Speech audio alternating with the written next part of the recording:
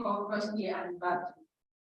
He's the young person that wrote the paper that was selected as the winning paper in the competition, which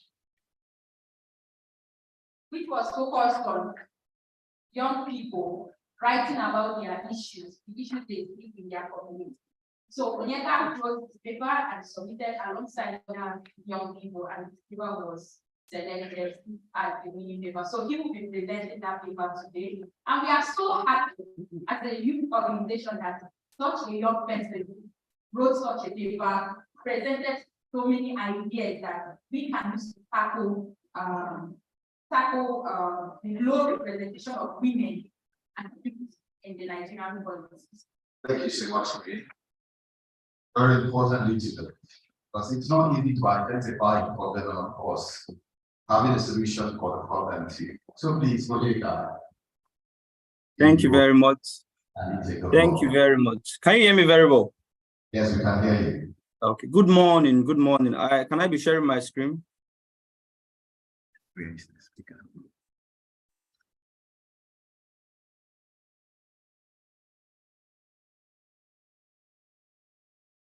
I don't know if you can see my screen.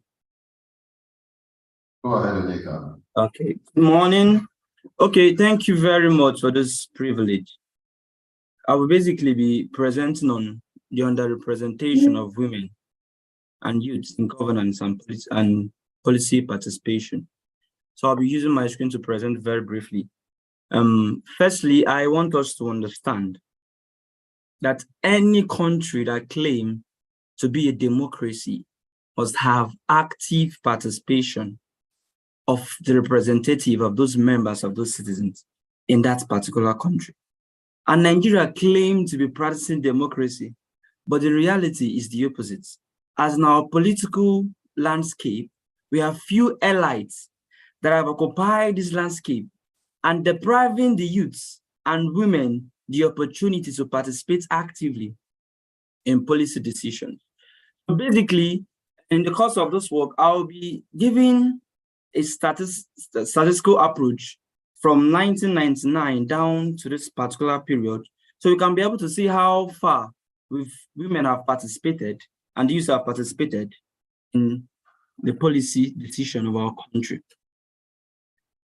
Currently, I want us to understand that according to Bloomberg, their report in 2016 states clearly that Nigerian youths represent more than half of our 200 million population. And when we see this, you may think that this sizable demography, that we will have voice in decision-making of this country. But from this, the reality is still the opposite, because majority of those youths and women are totally excluded. In the 9th National Assembly, we have only 6.5% of women representation in the House of Assembly, and we have about 5.7% representation of the youths. And from the statistics, we can see that even in the Senate, 3.3% of those members are under the age of 35. And by this, we can see that those that occupy the seats of decision-making of our country are very few political elites, and mainly the main adults. And by this, it undermines development in Nigeria. Specifically, I'd like us to take a look at the statistics of women and youth representation in Nigeria. In 1999, we were able to have only 12 female represented out of 360 members in the House. The number increased to 21 in 2003, and also 19 in 2016. And in 2019, we had only 11 female representatives out of 360. And in the Senate, in 1999, we had only 3 women represented out of 109 members. And in 2001, 8 women represented, and 2011, they also dropped by 1. That means we had 7 female represented in the Senate out of 109 members. So basically, this has undermined development in our country because the decision-making body of our country is being jeopardized by adults that are very, very lukewarm and lack what it takes because they don't understand what we feel. These are few allies that are occupying position. They don't understand what the masses feel. And because of this, has affected development and policymaking in Nigeria. So basically, I'll just go straight to the challenges affecting women and youth participation in governance and policy process. The first one is patriarchy. First of all, we have to trace this to the first voting that happened in 1922 that excluded women totally from voting.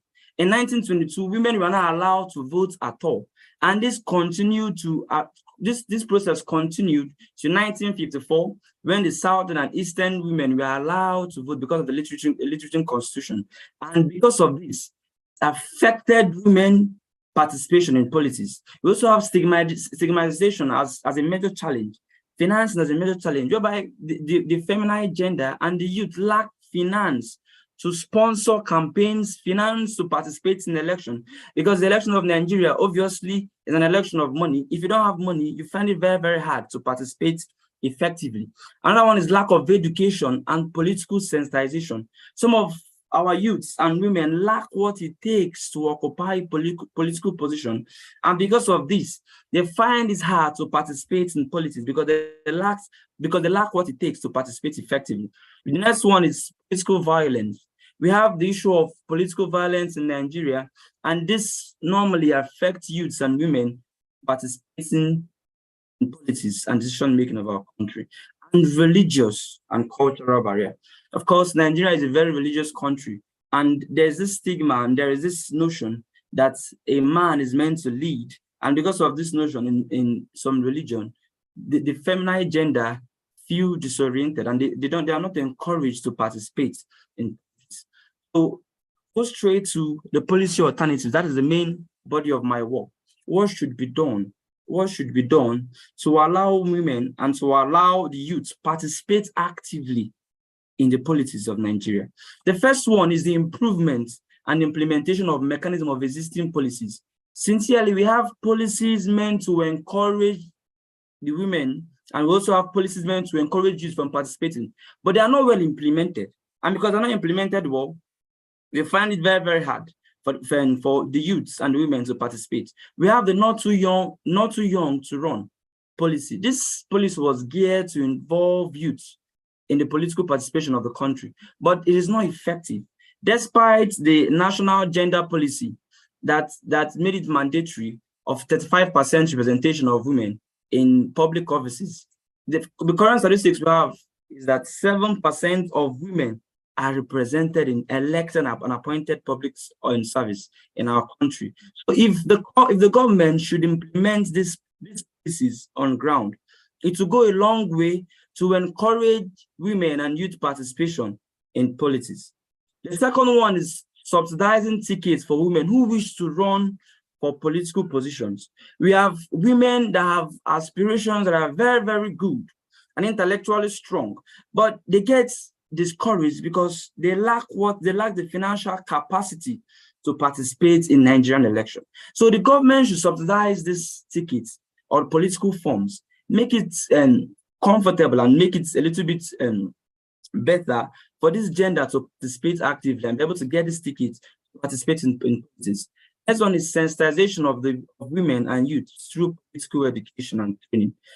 We should encourage women through training them in schools, just like what our organization currently is doing now, training the youth, training women about the importance of participating in politics. So when we have this sensitization done, it will go a long way to encourage women, it will go a long way to encourage the youth to participate actively in politics, because they get to understand the basics, they get to understand the knowledge of political participation. And once they have this knowledge, to go a long way in decision making of our, because the problem we are having is being faced by these people. And if you should go by the statistics, the majority of our population are being represented by the youths and these women. So if they should go in the decision making of the country, they will be able to channel decisions that will go a long way towards solving our problems. So this paper is calling and asking the government to take action towards making sure that women and youths participate actively in politics. And if they should implement these policies, it will go a long way to involve women and to involve the youths participation in politics. Because no matter the problem we face as youths, no matter the problem we face in this country, they are mainly being received by women and by the youths. And they understand it. So the wearer of the shoe understand where it pinches it. So if they are being given this platform to make decisions, to formulate policies that will eradicate poverty and eradicate underdevelopment in Nigeria, their participation in decision making will go a long way towards making Nigeria through democracy. We are not practicing aristocracy. We are not practicing genocracy. We are practicing democracy. So there should be equal representation of these masses. Thank you very much.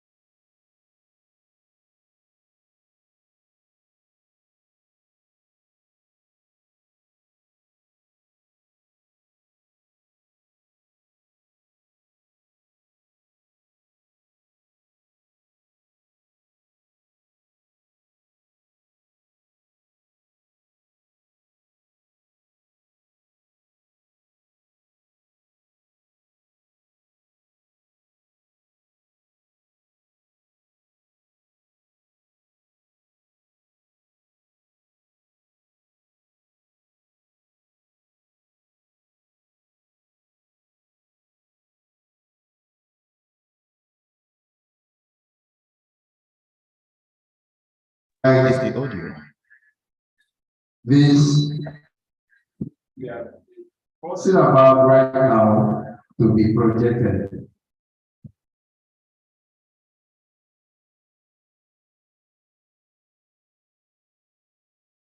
So now we'll see what SieDi-Hub has done so far, working around the development space.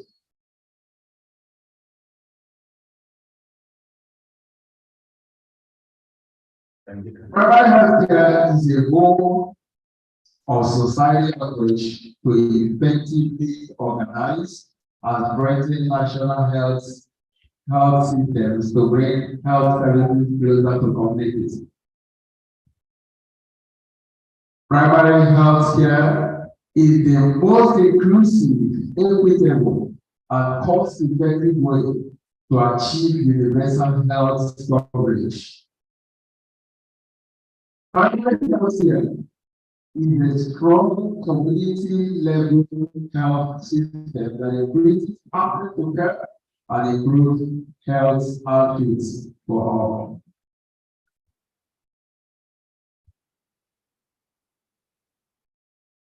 This problem. There are lots of challenges facing other states' healthcare sector. As we state these problems,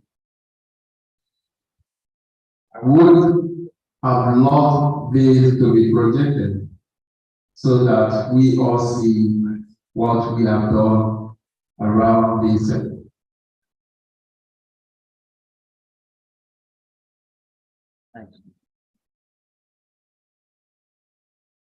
Also, in other states, we have faced series of health challenges that has resulted into increase in mobility.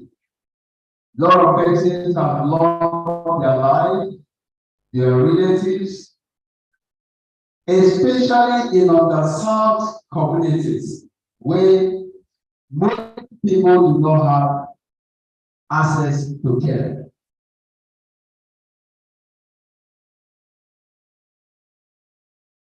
Now, looking at what we have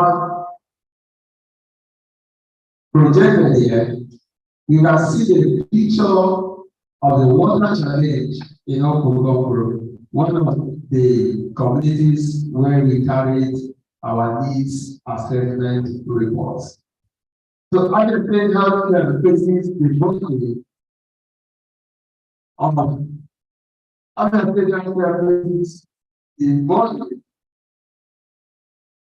of issues when it comes to water rates, to sanitation, when it comes to nutrition. And this involves one of the reasons we have decided to venture into research on the role nutrition plays in leading to hypertension and diabetes, nutrition and lifestyle. And this is where we have missed it so much. Please, can we go to the justification of the study?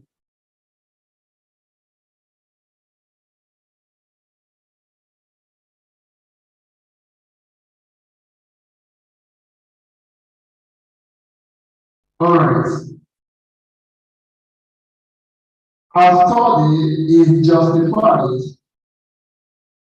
because the effect of having stakeholders who pilot the affairs of community health care in our society is very important. Our study is justified because we want to understand the healthcare needs and challenges our community of interest face to become our training and program intervention. If we do not know what they are passing through, then there is no need of carrying any assessment of how implementing any project within that environment, because you may have a priority mismatch.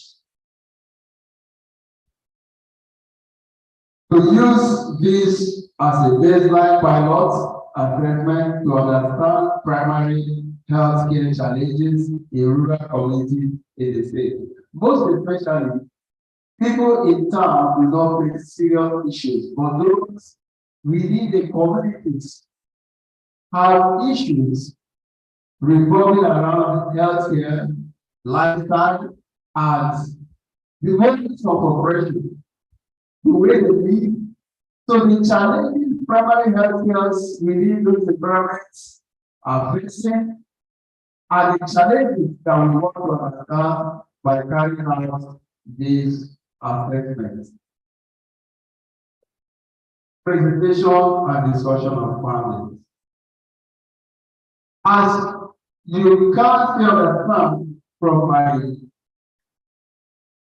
first brief and from the welcome address that I presented to you, the Innovation Hub for Inclusiveness conducted a survey in underserved communities of Umuahia. Umuahia is a community in Umuahia local government here in Abia State. So the essence of conducting that needs assessment is to identify and analyze their health needs and aspects with the aim of developing strategies for community health improvements. So that we look at those needs, health needs within that environment, and that forms the basis of our analysis and program implementation. A semi-structured interview was administered to communities, to community leaders, health workers, individuals, and a focused group discussion with 20 young people aged 18 to 35. This release of 15th day of December 2022. And here we are to present you the findings. One, all participants have basic, that's primary and secondary education, which means we weren't dealing with illiterates. We're actually dealing with people who understood the terrain, who knew the challenges and knew how to report them as they did. 30% of participants have bachelor's degree. As we went there, in fact, the interaction, the focused group discussion that we had that day blew my mind. It was an eye-opening assessment. And then a semi-structured interview in that regard. Note that a perfect community is one where there is no struggle, where one has peace, happiness, love, financial prosperity. And this is very important and identified. But the reverse is the case, as you saw on the slide, where people are using the same water to wash, yes, to eat, and to drink as well. And people in other neighboring communities are also using the same water for the same purposes.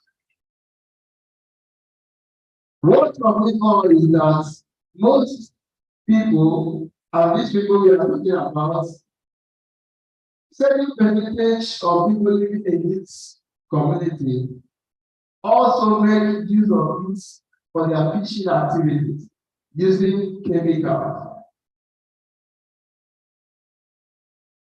And this becomes a serious problem. And I ask, in such a situation, can you describe people within that environment as enjoying good health and wholeness. It becomes so pathetic. I went, and I believe if you were there, you would have done the same thing. Now the findings. This is divided into 3. So we have 2 key areas on this assessment that we are going to look at. 1, the community. 2, children and adolescent health. And 3, women's health. You can still recall that in my opening remark, I clearly stated that the Innovation Hub for Inclusiveness, Empowerment and Social Development is a youth and women-led non-profit organization. So these key areas form the basis of our research. On community health, 1, we discovered environmental issues. Access to potable water, good drainage, and sewage disposal system, and a clean environment. This was our finding that these things are lacking in the community where this needs assessment was conducted.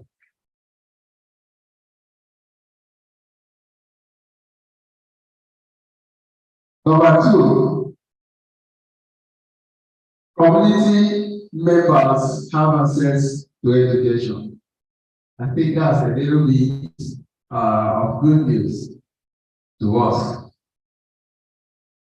Health practices, number 3.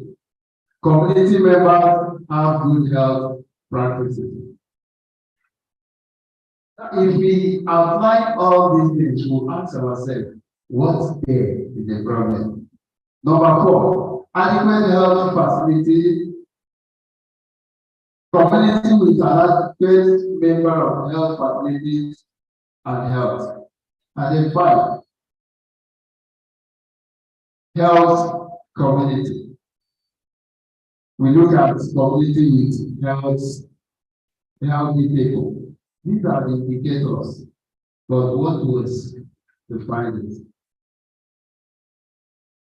Findings show that community members recognizing that to maintain quality, there must be 1, little or absence of disease and sickness. But when all that we have listed out are not clearly defined, they are not available, they are not accessible, cannot be achievable.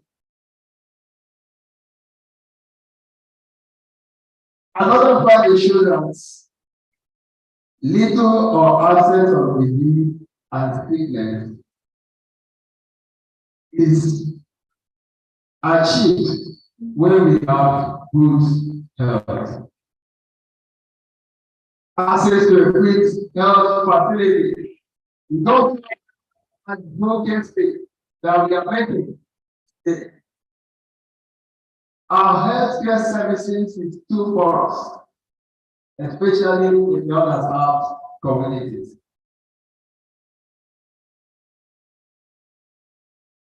Access to affordable healthcare services is another thing we should look at in the community. Affordable. Most people cannot even afford 3 square meals. Talk of affording their health bill. Conscious efforts to eradicate and prevent diseases is another thing very important that our findings showed and needed. Participants also identified a united community committed to sustainable health goals. That is, the community recognizes its role in maintaining a good health system. the areas of improvements. Although all participants agreed that a healthy community is poor with access to good water supply, good drainage, and sewage disposal systems, and a clean environment, the rivers in the case, as can be seen in the Borrowed assessment was carried out.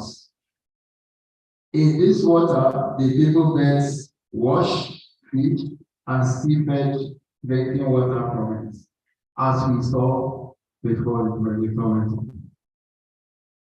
This is a pathetic situation and areas where we need improvements if we must achieve the principal tenets of community health care.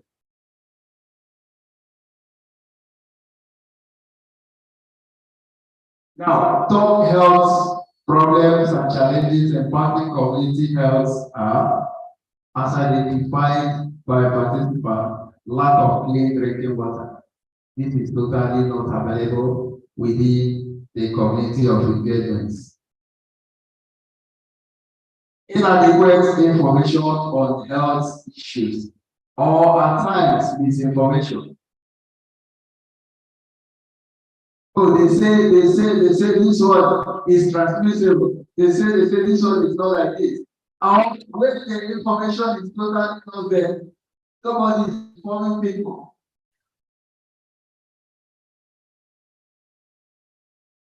The sewage system are located close to the house, thereby increasing chances of air pollution and spread of infections. If you have visited the community we are talking about, you will know better, you understand better. The sewage systems are just within the environment, and people living in the community are making use of it. And we all know that this thing is very dangerous to health. May God help us. Unhealthy fishing practice by fishermen, as I said, using formalin and insecticide. Insecticide treated nets for fishing pollutes the water and increases community exposure to waterborne diseases. Most of these participants who reported to us are actually saying, look, the water is not good on itself. Now, polluting it more means the water health implication.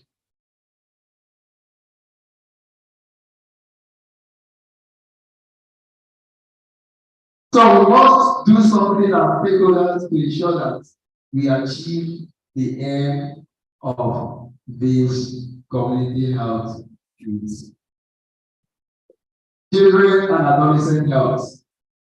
The respondents understand the healthy child and adolescents to be free from sickness, proper growth, adequate feeding, good nutrition, proper care, general access of disease. These were their identification, but they are not enjoying this.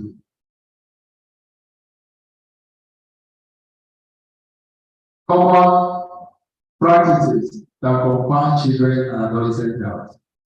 One, cough. Managing common colds and malaria with local herbs instead of going for proper medical examination for a proper line of treatment. Most of the people in that community are just using herbal means of treating themselves since they don't have free or affordable care. Conversion. So healthy practices such as administering garlic and onions and using a spoon during conversion episode to children contributes to further complication in the child's health.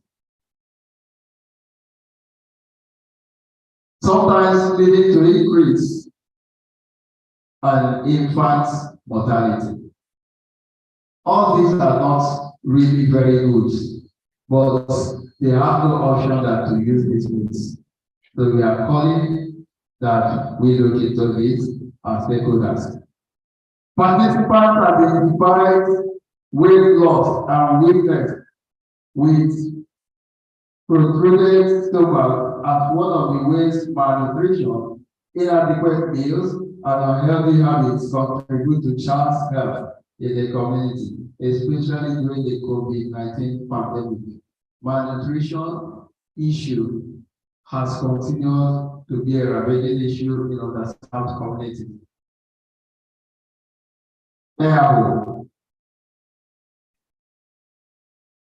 Most poor people's knowledge of how to properly administer oral rehydration solution to children is an issue that affects children.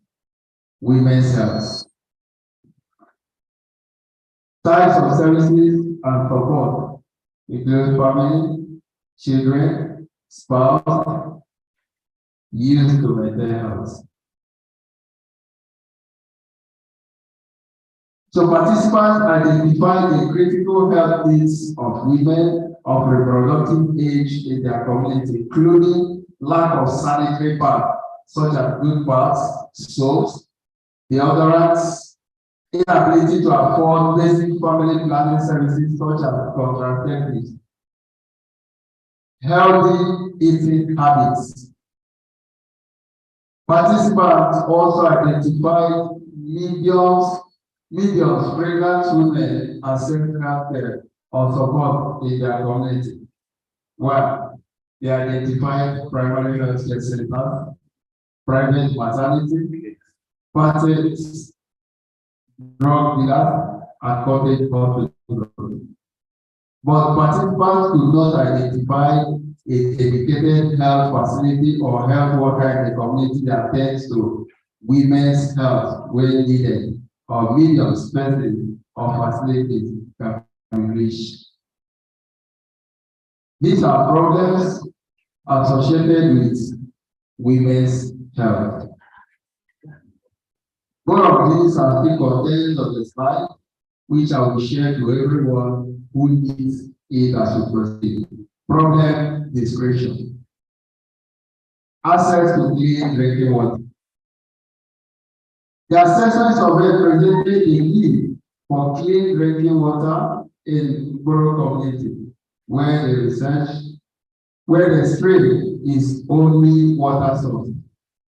So there should be further efforts made to ensure that we have good drinking water in the community. Access to basic health care. As we have listed out, there is need to strengthen community health within that community. There is also need to strengthen personnel and health workers working in those community health services. There is also need to finance this primary health care the more, because most people are passionate about community health care when the resources are not available to carry out a lot of stuff they need to do, will not be able to do so. Proposed intervention strategy. We are looking at 3.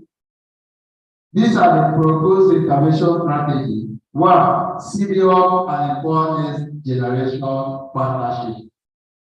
Already, the reason this assessment was carried out was because of the partnership by SieDi-Hub and Empower Generation, which started in 2022.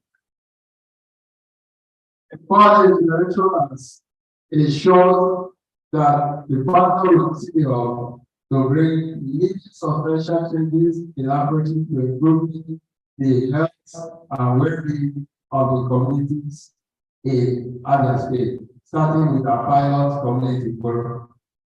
An innovation hub for empowerment, inclusiveness, and social development, SieDi-Hub, and Empower Generation designed the program that we are now talking about. So the Community Health Youth Champion Program is designed to train young people to become community health actors by providing preventive and supportive community services. If these people are properly trained, most of the things that we have listed out will be taken care of.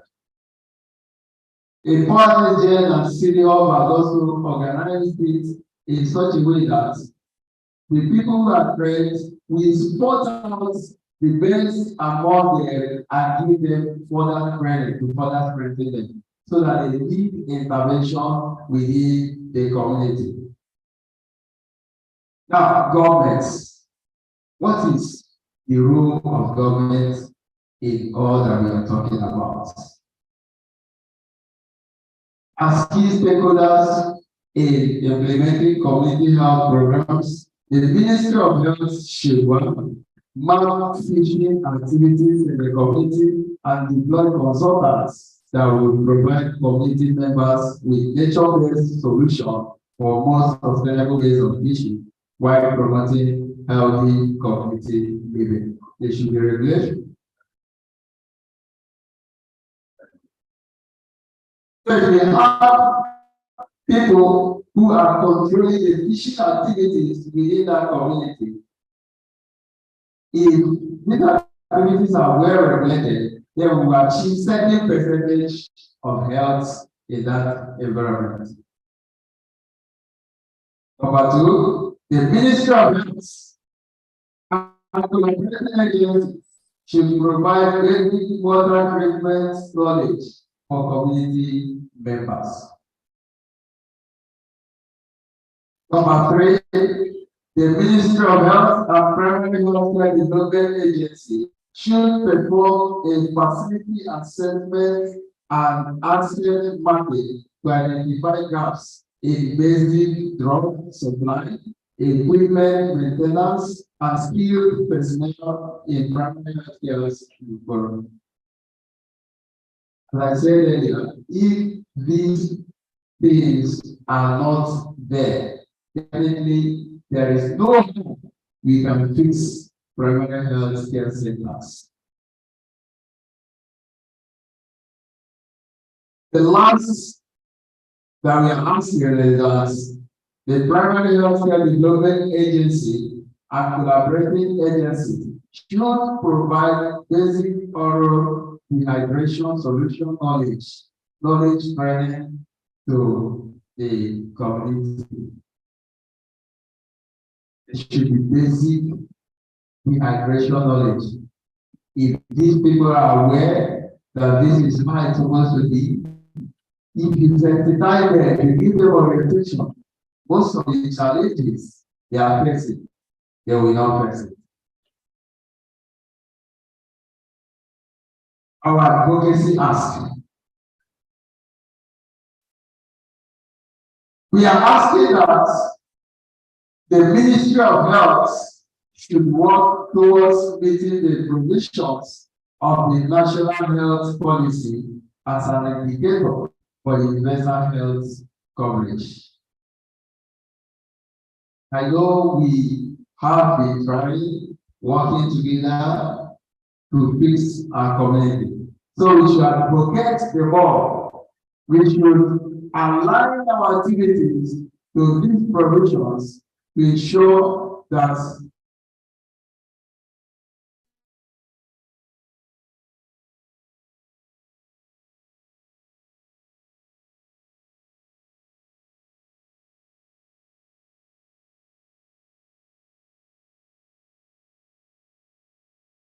you strengthen the governance and accountability of the World Health System to improve the quality of care in primary health care within the world. There is need for system strengthening within this community. The primary health care Development Agency, the Ministry of Health and collaborating agencies should improve funding for PSCs across rural communities in the state. So funding should be made available if there are needs for improvements in budgeting, such should be done. I believe as we proceed, Abia State will be one of the best states that will have good and affordable health care. Number 6, the Ministry of Health should develop an enhanced, coordinated, standardized monitoring and evaluation framework for the states. If there is an enhanced process through which primary health care activities are carried out, if there is a coordinated monitoring and evaluation process, then some of the challenges we are facing will be solved. Appreciation. We want to thank His Royal Majesty Dr. P.O. Gwamo, the Sergeant of Ukoro, and the entire people of Ukoro for giving us the opportunity and support to complete these assessments, and to our partner, Empowerment Generation, for their technical and funding support on these projects. Thank you very much. Thank you so much. Thank you so much. I just had to allow you, because that is actually the lead of the whole thing that we all have gathered here for today. So thank you again, Jonathan, for taking your time to deliver it. And I will go straight to what we have next on our list this morning, maybe 12 minutes. I promise you that in the next 15 minutes we'll all be out of here. So let me welcome the head, OIC Guru Central. Please come on board and of course react to the things that he has said, because Guru is the focus this morning. How far so far, and of course, going forward. A round of applause for our please. A round of applause for our please. Thank you so much. Do also pray all and be brief. Thank you.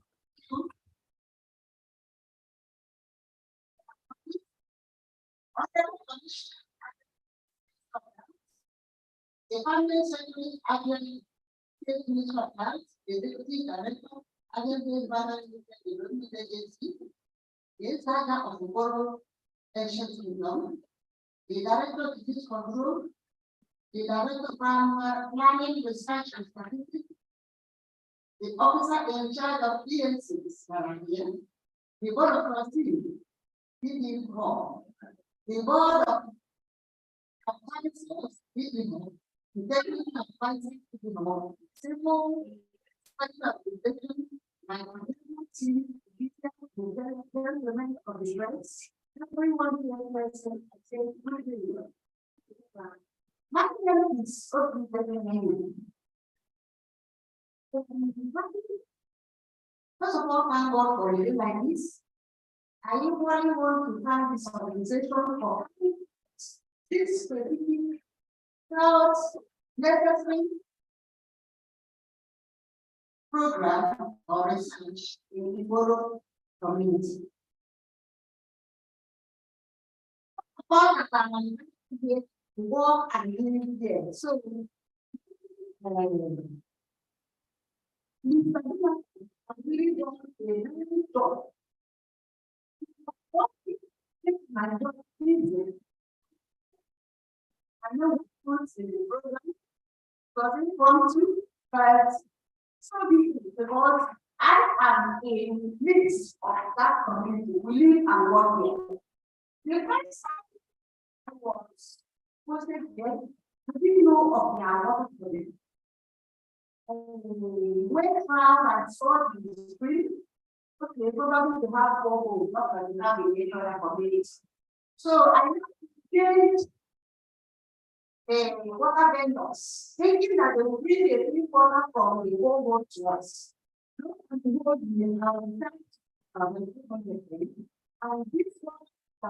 was regarding the wall of water that was brought to us. My brothers and sisters, I have 6 years.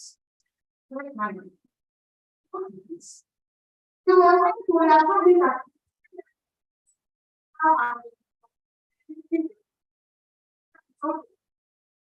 So, I just equally want to say thank you for this program and this event. They really met up one of our needs. I was not here to say, or the family estate. The first and foremost one is through water. Because life hovers around water. We are not waters. We know that what you eat, what you drink, can your heart. We have to find out mothers of very mothers of everybody suddenly hear about the sickness. Pray God, God, thank you, thank God for this project. Thank you for Jonathan for what you are supposed to be as partners to improve our condition. For people will of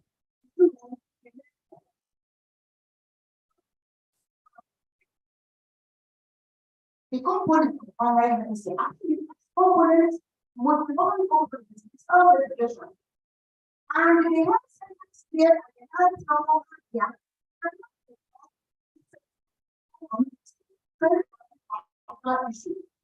So I think we need more collaboration in sensitizing people of concerning this particular data. Well, we have problems.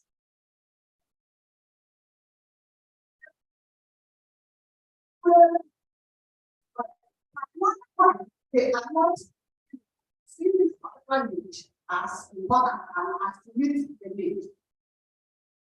So it's really affecting what we work and live there, and we know it's like like biting. So after this one, the community people don't even know. There are facilities, there are the theory, and when you are in the room,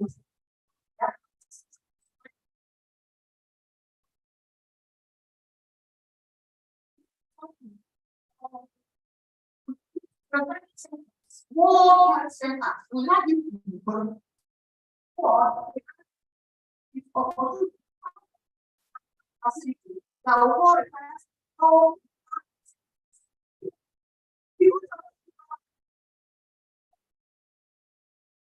was carried out. What happens? The people free of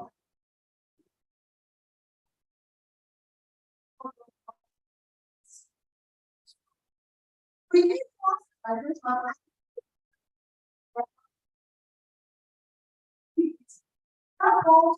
to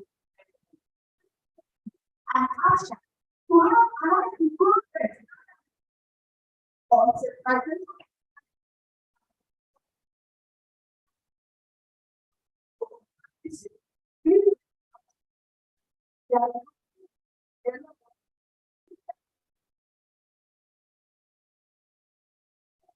small and money for you.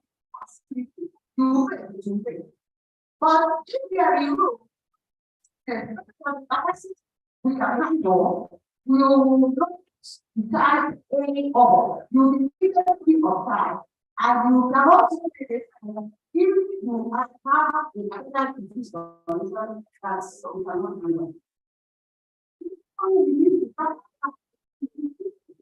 particularly experiences. If who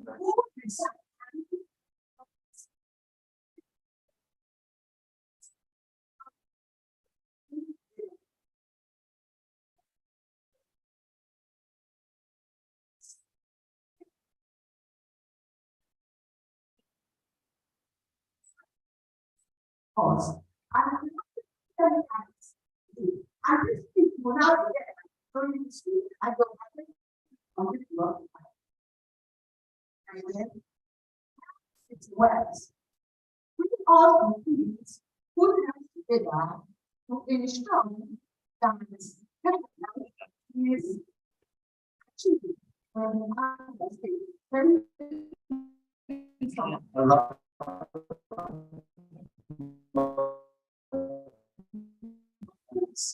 Okay, so thank you so much, man. Thank you so much. But actually came from a place of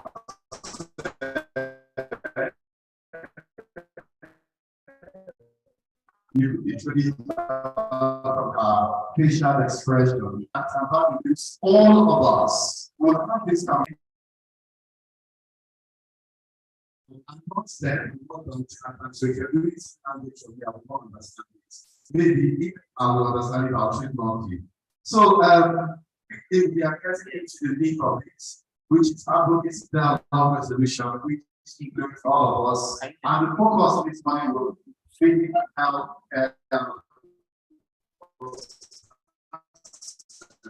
but this is the conversation that involves all of us, and we want know the way forward, and of course the things that we can do for us to see in a little way. How are you also going about it to make sure, but at the end of the day, we have a society that is safe for all of us to thrive. So please, I will hand over to.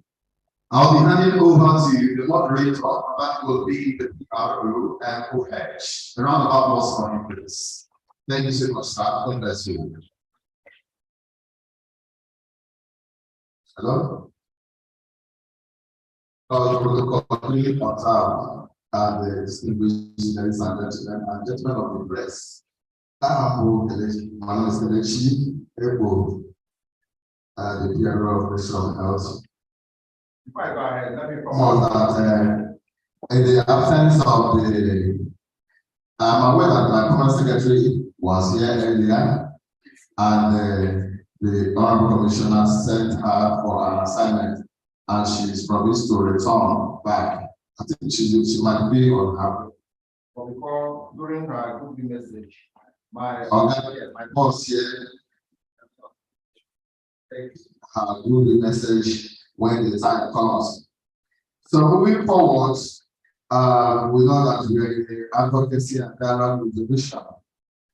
I want to start that particular segment by acknowledging and appreciating the SieDi-Hub, Jonathan and his group. Of course, we have carried out a thorough research.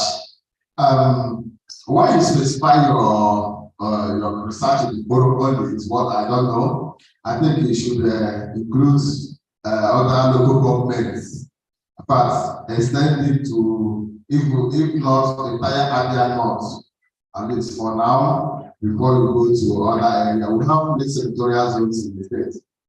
Boro is one of the Abia North senatorial zones. We have Abia South and then Abia Central. Because when you diversify your research, I think you will be able to also identify some of the improvements in our health sector. You have identified problems of the health challenges in the state. And I am aware that SieDi-Hub is into community healthcare, strengthening community healthcare in the state. So I want to ask you, since you have identified these problems, what efforts are you making to support the state government in order to achieve and sustain this program that you have identified? Are you making any effort, or just want to identify the problem and leave the states like that? Are you coming to give us this? Thank you, Zach.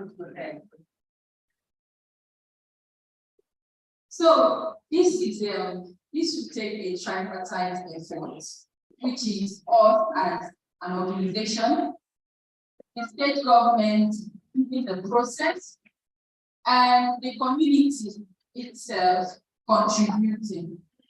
So that is a tripartite effort that it will take to tackle the issues that have been identified. Now, on our part as an organization,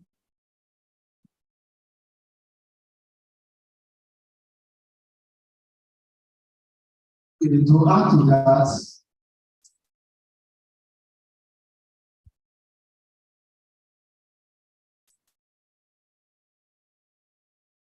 so on our part as an organization, the first thing we did was doing this assessment to identify the problem, because one of the things that SieDi-Hub engages in is evidence-based intervention. We don't just create solutions out of creating sake. So we carry out assessments on how to tailor our intervention out of that. So that's the first step.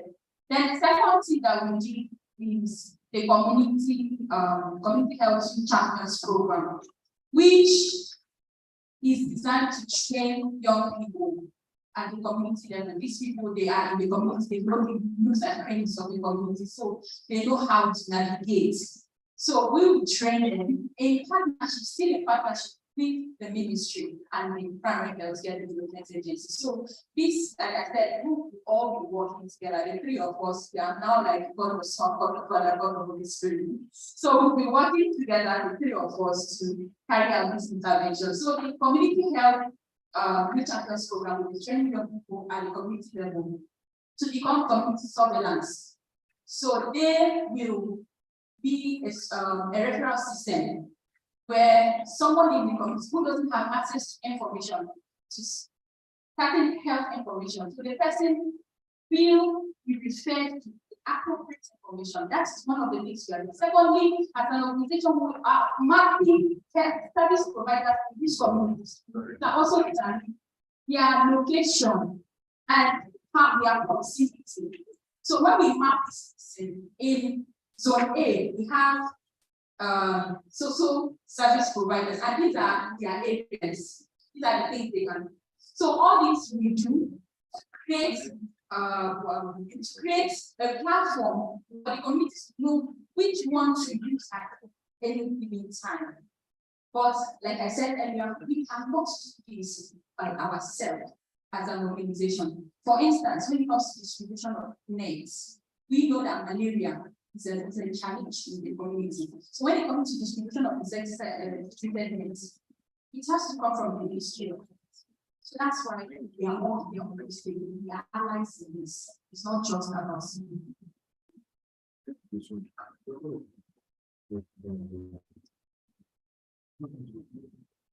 all right, so add to what my colleague just said.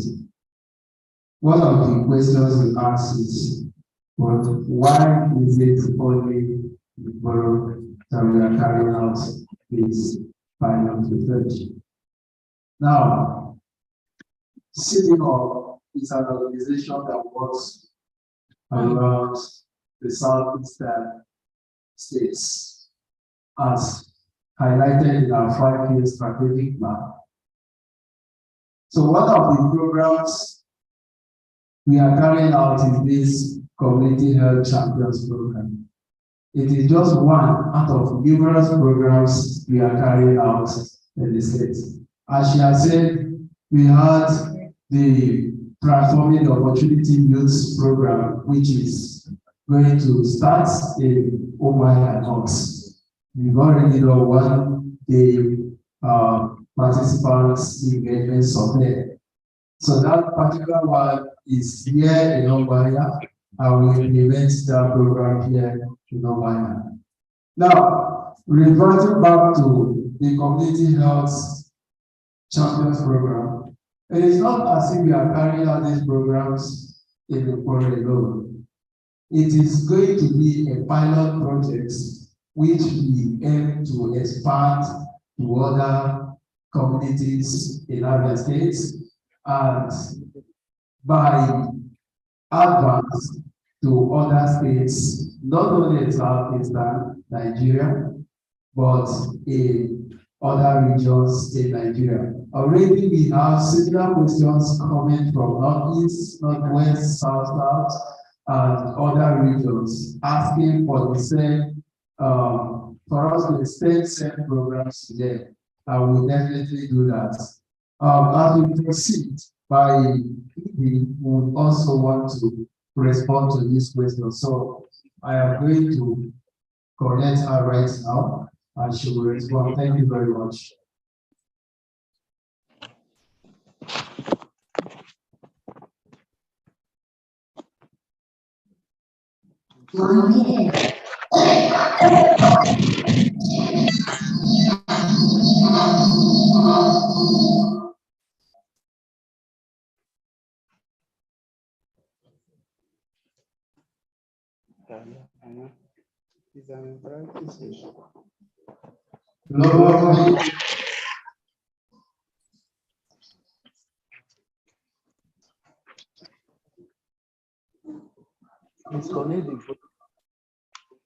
Hello. Hello? Yes. Can you hear me? Yes. Hello?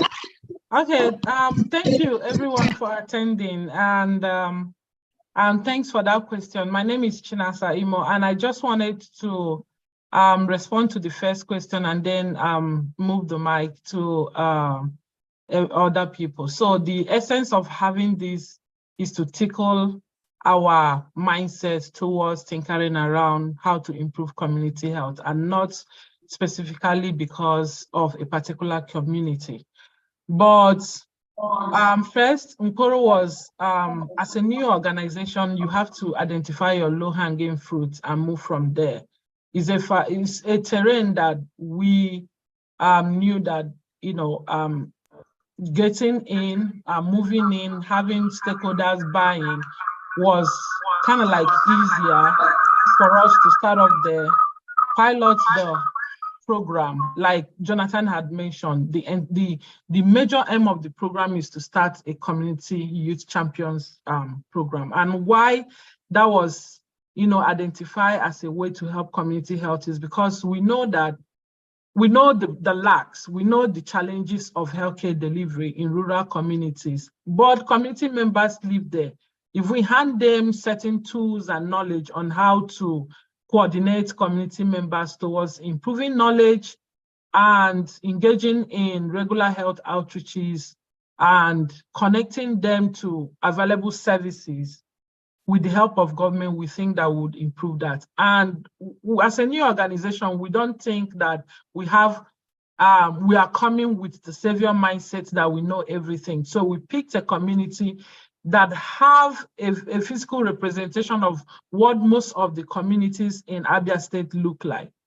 Stream water, lack of major access to healthcare. We've seen health facilities in existence, but there is always complaint of lack of personnel and other things, which makes it difficult to deliver healthcare. And we choose to pilot that. And based on what we are able to do, we can iterate and then scale up. Our interest, like Jonathan has said, go beyond a particular community to cover the state. And this is a 5-year project that we are partnering with Empower Next Generation to do. And we cannot just say that we have the tool and we are just going to bring it into the community and think that it will work. So when we pilot it out, try it out, see how the response is, and then take our lessons and redesign the project in a way that when we are applying them in other communities, it will be from accumulation of knowledge. So I hope this answers your question well. Thank you.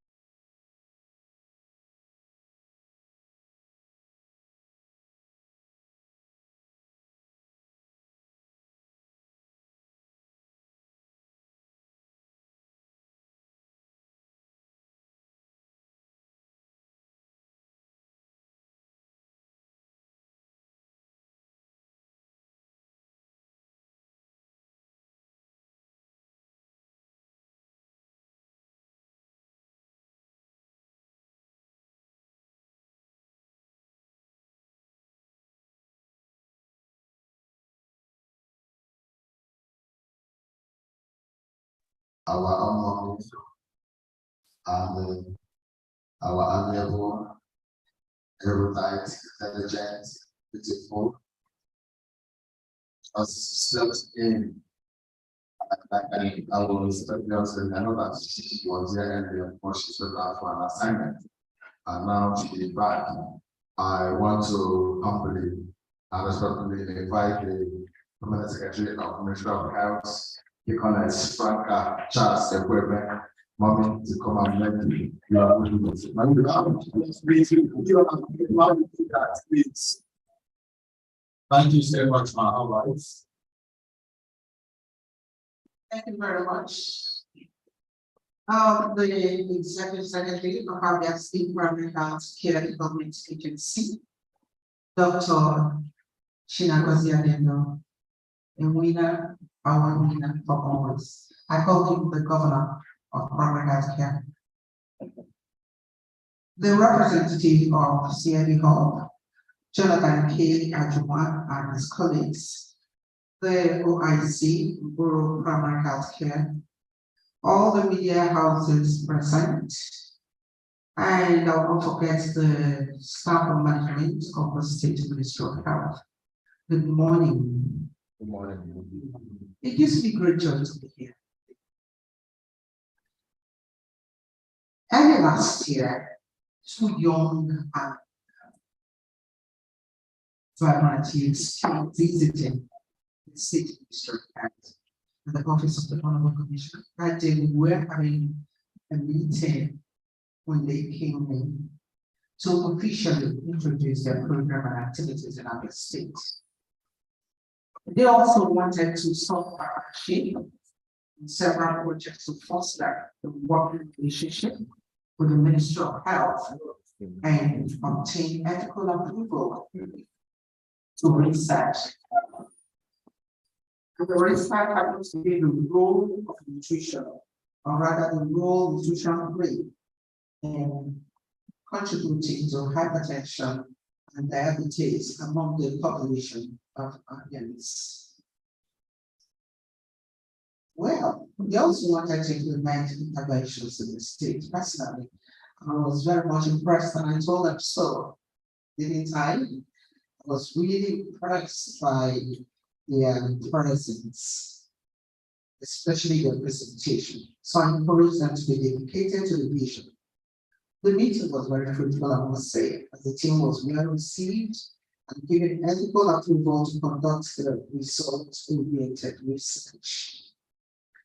Since the team was received and given endorsement to implement programs in Abia State as evidence in the ethical approval obtained from the ministry, SieDi-Hub came in Umuahia.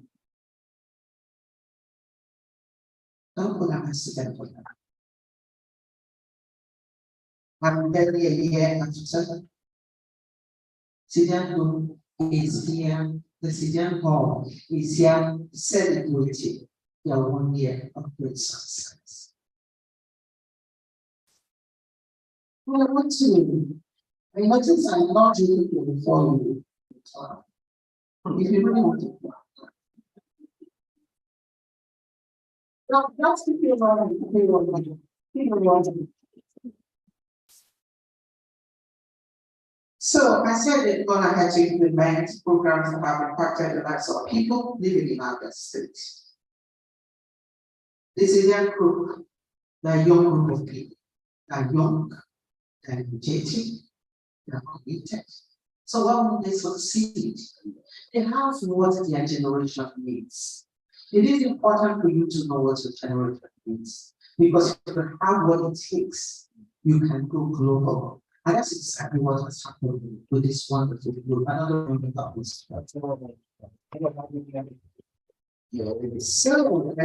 glad to be here today to witness this historic moment.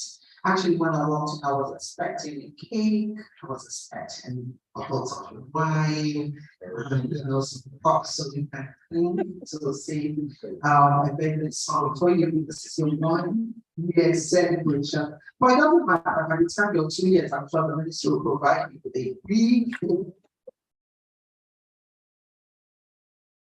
So I was happy of the efforts of the team and the founder, Chinasa Yubi, the qualified water of the state, positive global initiative has continued to grow. It is my prayer that you grow bigger and bigger like a mustard seed that is so small that eventually becomes a home for the whole world.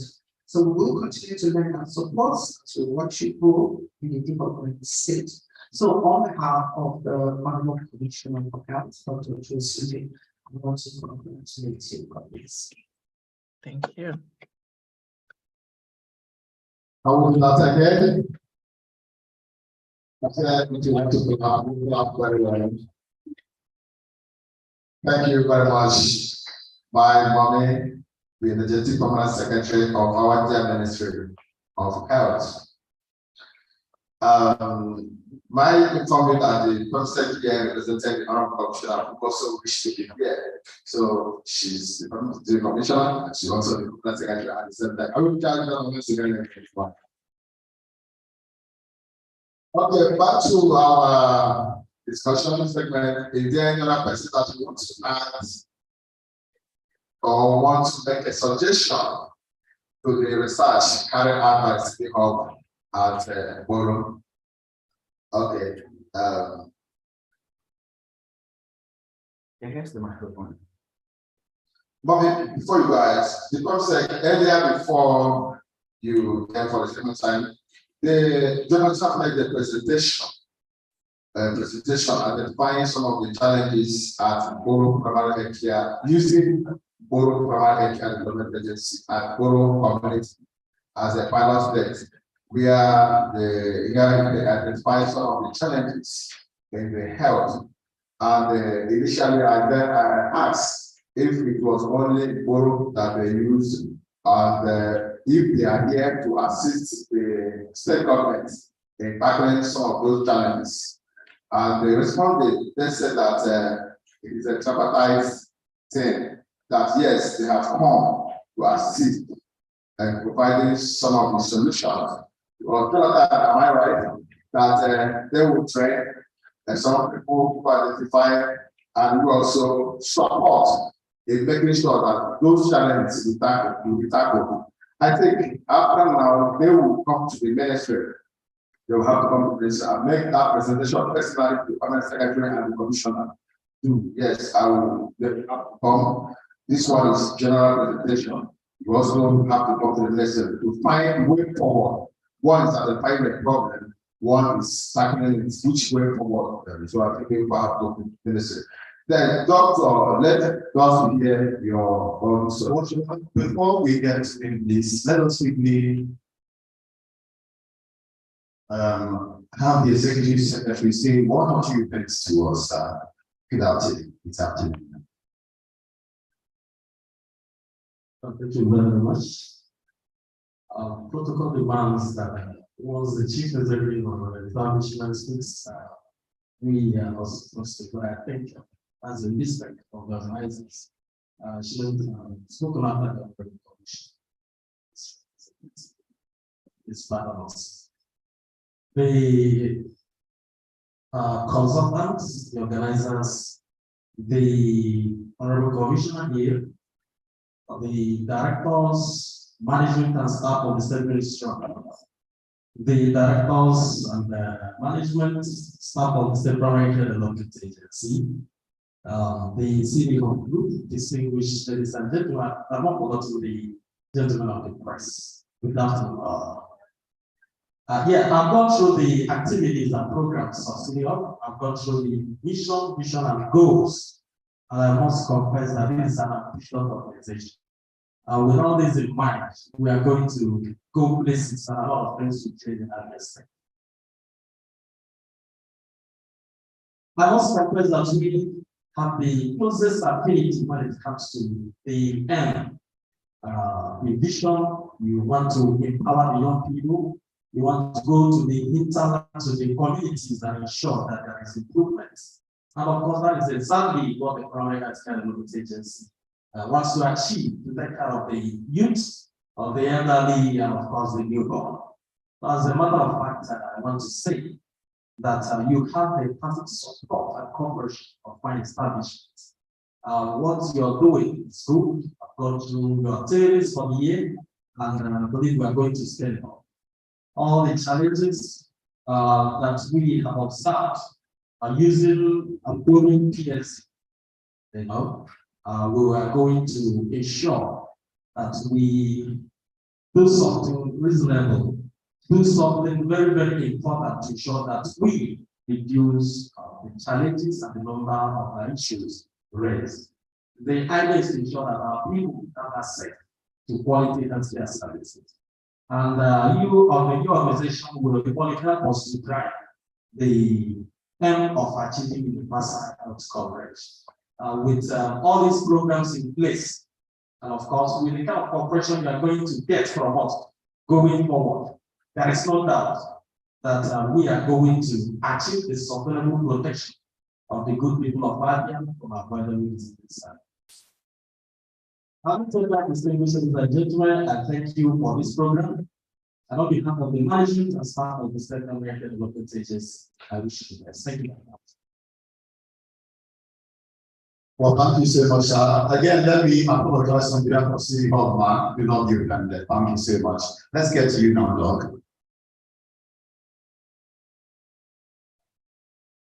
Thank you so much. Please let me anchor on the vulnerabilities of this protocol. I just want to bring some additions. I want to appreciate the SieDi-Hub for the work of this. Thank you for choosing other faiths. Also, thank you for choosing Bodo, even though I'm not from Bodo. I know that what affects the Bodo people also affects those in Siakamba or West Apa or whatever you are, even outside the states. When Mr. Jonathan was making his presentation, he made mention that the people living in town don't suffer serious health challenges, unlike those in the rural areas. Let me tell you, the problem we are here to solve is the problem that human beings created. Those problems are not created by nature. You see there that people are using chemicals to address fish. The presence of these chemicals in water introduces xenobiotics, chemicals that are not meant to be in our human system, chemicals that are not meant to be in the system of fishes and other aquatic living things. And you see that those people in Bodo, they will harvest this fish and push it to the farm. We face the same challenges. The fishes we are consuming contain carcinogenic substances. Those in town are suffering cancer every day, while the fishes are coming from the rural areas. The agro products are coming from the rural areas. We don't have farms in the city. We are having this. We don't have cancer. People are having this. And we need to do what? Stop it. One of the ways is that, well, let me send this message to the Igwe or the Israeli members of that community. That the issue help us. I know very much well that my ministry will be something. But let's start from the grassroots. The Igwe, please take notes that if you come up with the procedures, law to stop the use of chemicals to harvest species in the water, from the water. It is very, very dangerous. It is very, very dangerous. Please, number one. Number two, let me also encourage you, because I know that you are in the business of advocacy. Human beings have here and belong here. People using chemicals know very well that the use of chemicals are very, very dangerous to human health. Yet they are using the chemicals. Let me encourage you that in your activities, if you come up with the modalities to strengthen and make sure that there will be maximum orientation, please take notes. Maximum orientation. We are facing a lot of environmental and issues of environmental and the food insecurity. These people don't know about these problems. In your activities, please make it a serious thing to do. But there should be more orientation, mostly in the rural areas. Please, this is my candidate contribution. And also, To my ministry, I know that our everyone is here. Yes, I also want to encourage you, mommy, you are trying. Please also do your best. The practice of wax using chemicals will be prohibited. People use chemicals in their farmlands. Everywhere they go, they use chemicals. In advanced countries, for you to handle chemical, you must be a trained personnel who is well certified. Please, in your own work as well, encourage you do your best. Ensure that there should be laws, there should be regulations that will hinder farmers from having access to chemicals. This is my contribution. God bless you. God bless you. God bless you. Thank you. Any other person? Okay. Just one person. One person, and we'll round up our segment. Steve Boko. Thank you. The PAMSEC and every other official here, please. I want to adopt the already established protocol. I don't know whether it's a question of observation, because it could be a combination of two. First, may I commend SieDi-Hub for this wonderful initiative. I think it is time that NGOs should also begin to delve into some of these vital and critical areas, and not just look for easy money from sponsors or donor agencies. So, second, I want to commend this organization. Sorry, it's not my problem. Okay. So I want to commend this organization for the great job they are doing. Trying to find out the challenges, especially the health challenges that our people out there facing. I must say that I was actually when I heard part of your findings that in the communities that we go, that is well blessed by people of substance, in different sectors, including politics, still faced with the serious challenge of potable water. I want to put it back to you. What efforts are you making to engage the political class? Because I know that most times what these guys do is to brag how much they have done for their people. But truth be told, is really shocking that in this time and age, where borehole water is almost in every compound, that a community as big, as large as the one you mentioned here is still using the same running stream to bathe, to drink, and to do so many things. So please, are you not going to engage the political class to see if this problem can be solved? Because I also know that yes, everybody looks up to government, but there are certain things individuals can do that's not necessarily cost much. Sinking a borehole, may not go beyond 500 is still community communication. So when we engage that political class, some substance and importance of those communities, so that we take care of a number of issues instead of allowing them to come up to a situation where we have serious matters in our heads. Thank you for listening to me. Thank you, Mr. Thank you so much. Okay, please, the next one to say something. Thank you so very much. The person that's supposed to ask, which media are you coming from?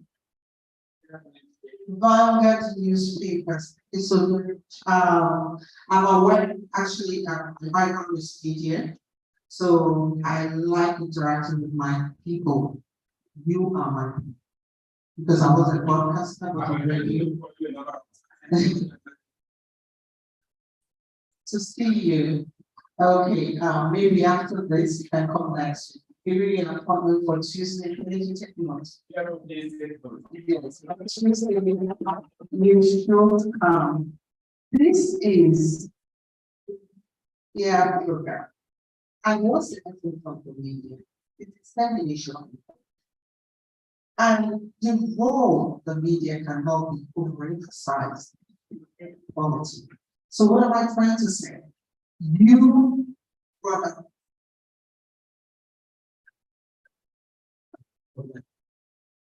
who is that you enable you to push this. I don't know why this microphone is. Thank you. So it's not just you. I still to talk because of what you brought out. You elucidated the problem. And I know that we need to get a solution. You're not just here to feel all right. We're not just here to want the benefits. We're here to have this young group to technicals. And they are saying that the problem that they notice in our own state, because time has come for us to own our programs. Not just because they're coming, yes, they found what the problem is. And now you're saying, okay, the political class can help. But I'm also throwing it back to the media can also, because immediately after my visit, my friend Bartlett was in a hurry to collect my speech. Why? He just didn't take it for the fun of it. He wants to know if there's anything he could get from them. So when you want the political class to identify with what the people need, it is the media that helps do that. So as we are standing outside this meeting, I expect the media to run with this message. And that is the message of improved health, strengthening health, using Igbo as a case in point, like Flow FM. There's this program that we have Flow FM there. Yes. Yes. Okay, beautiful. There's this program, exactly, in rural matters. What they usually do is try to bring to the fore the problem of the community and keep shouting. When you say that, the political class comes to take charge of it. So I encourage all the media houses to do the needful. As you live here today, have this group that are young, they are committed, like I said, they are energetic. For the essence of this meeting is for you to have and chief papers. Thank you so much. Thank you very much. Thank you so much. Right, the next segment. Okay, well, thank you so much. God bless you, really good. Well, we are gradually coming to the end of the media briefing this afternoon. Well, let's quickly get to I'm quite sure our founder is already standing by to do her closing remarks. Of course, to thank all of you for coming around, because that is the next thing on our list. And immediately after that, we will get to the photo session. But before that, to be prepared, we have refreshment for all of you. Okay, well, online we have someone who wants to react to what our permanent secretary just said. So I'll be able to. He's a lecturer with GUN. He's online. Can we get him on now? I go to you. You have the floor, please. Go ahead.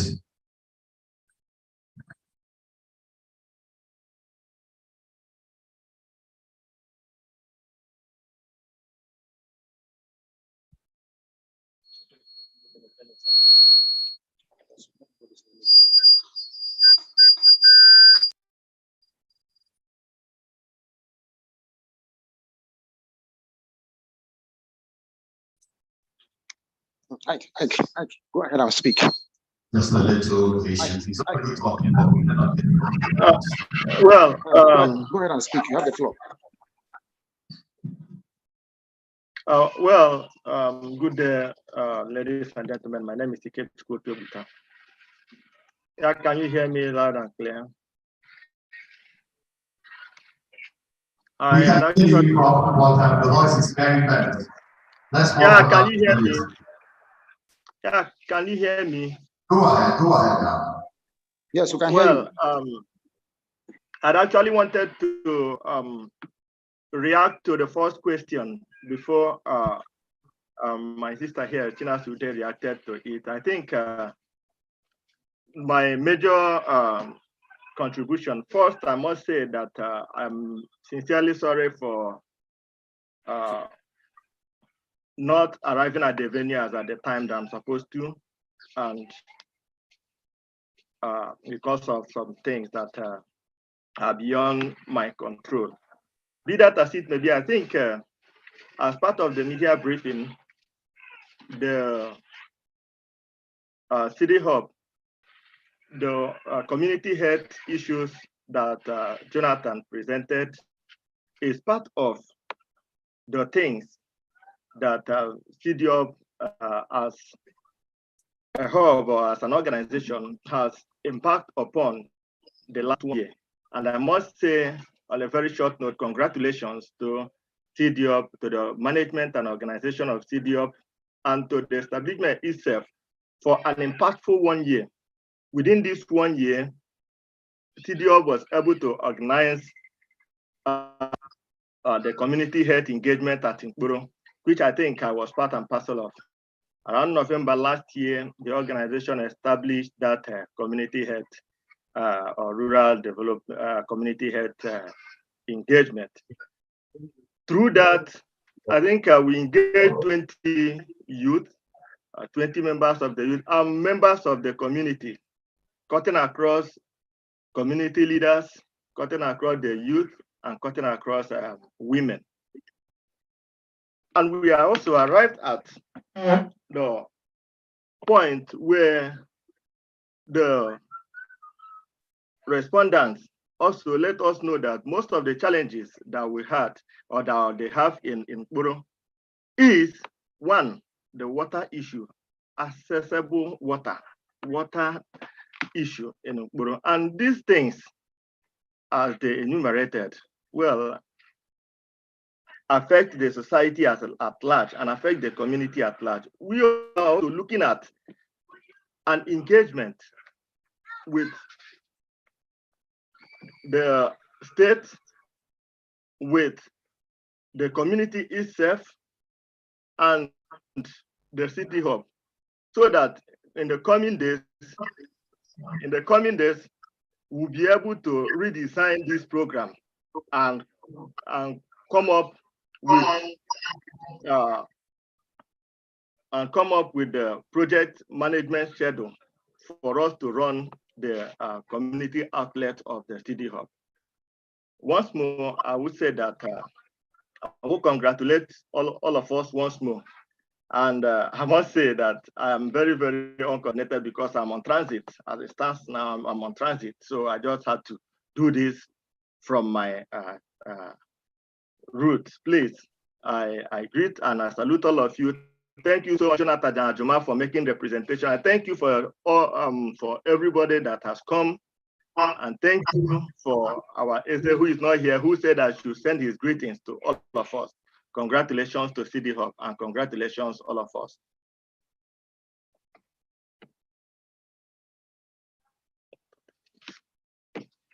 Well, thank you. We'll now pass the microphone over to our CEO, the SieDi-Hub, to do the closing remarks for us. Good afternoon, everyone. And I would want to stand on existing protocol that have been established so far in the hall. But especially, I want to thank the leadership of the Ministry of Health and the Primary Healthcare Agency for really coming to this event and for owning the conversations that have happened here.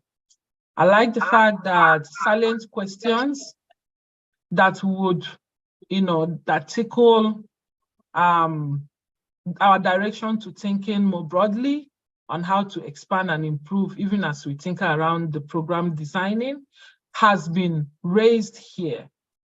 And I know the water challenge is something that's cut across public health delivery in terms of disease control, in terms of even maintenance of healthcare, in terms of maintaining health facilities and delivering healthcare. And I like that everyone here recognized the importance of it. So I know we've asked so much, but there are sustainable ways we can go about it. when we were talking about this as an issue, someone asked, so should we stop the fishermen and the people who use the water source to do their daily cleaning or to clean their, market products and all whatnot? And the response is no, because we do not think that, we live in an utopian environment where all things work perfect. But we can design a way to train the community members, first the fishermen, to fish sustainably. The use of chemical is not the only way of fishing. And those things have been established by science, that there are ways to fish without endangering the waters. We can also train the communities on how to treat their water, especially the ones they consume directly, and other ways that they can manage it while we continue to advocate for things like, pipe-borne water and other sorts of water reservoir that can supply rural communities as such as Mporo and potable water. I want to also appreciate every partners who have worked with us over the years, over this year, to promote the work that we have done, to listen to us, and to buy in our ideas and support us. It's not easy to come up as a young organization, and within 1 year, we are able to make this much of friends and have a direction that people support us to move forward with. I like all that has been said here, and I believe that through our synergious collaboration, we would move all the ideas and suggestions forward, that when we gather here next year, not here, maybe somewhere bigger, with the cake and the wine and everything, we would have laudable projects to celebrate. Thank you very much for coming. God bless you. Well, thank you so much. That is the founder of SieDi-Hub. And this is where we come to a close for today's event. I want to sincerely thank you again. The refreshments are coming. Just hold on a second. They are coming. They will be here in a minute. But on behalf of SieDi-Hub as well, and of course, the media, everyone here, our the Secretary Ministry for Health and everyone, thank you all so much for coming around. My name is Sman today, and it's been a pleasure anchoring this. God bless you.